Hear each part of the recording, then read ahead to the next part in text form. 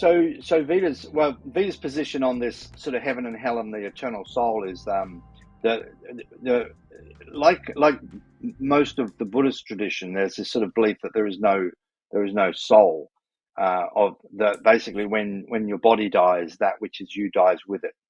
All right. So just to try and frame a concept here, there's the concept of, so we don't hold the belief in the existence of the soul. We don't hold a belief in the existence of some sort of God creature, and therefore there's no heaven and there's no hell. Okay, so that's our framing. But then the question is, how do we address afterlife issues? So the idea is that there's a concept called a somatic spirit.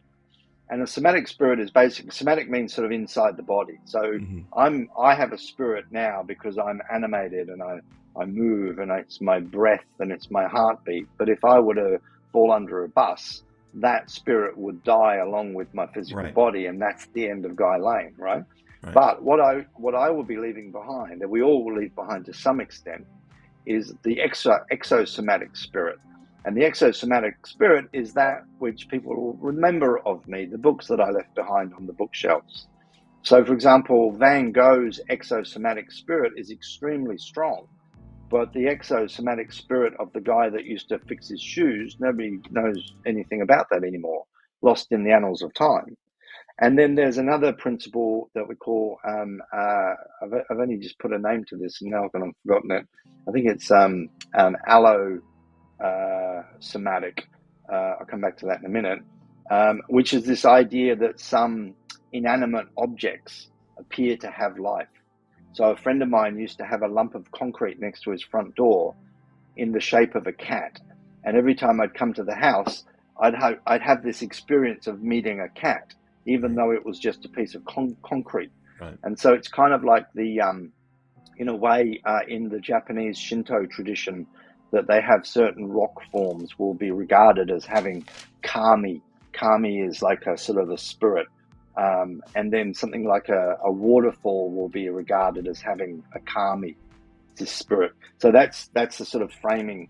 So that's how we sort of view spirit. And I think that framing actually makes a lot of sense. I'm just going to go and quickly confirm the name of that word so I don't completely embarrass myself.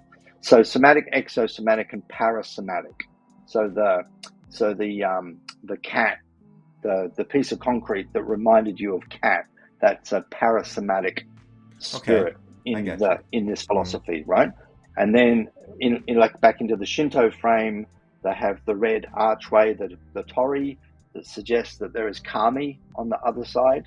It's a pathway to something that has this spirit kami. And if it's a beautiful tree, then that tree will be having its somatic spirit because it's a living tree.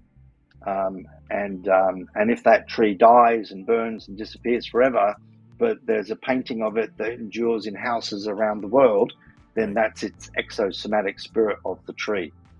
And I think that the framing of these three concepts of spirit actually fills all of the space that you need to fill in that conversation. That's extremely interesting because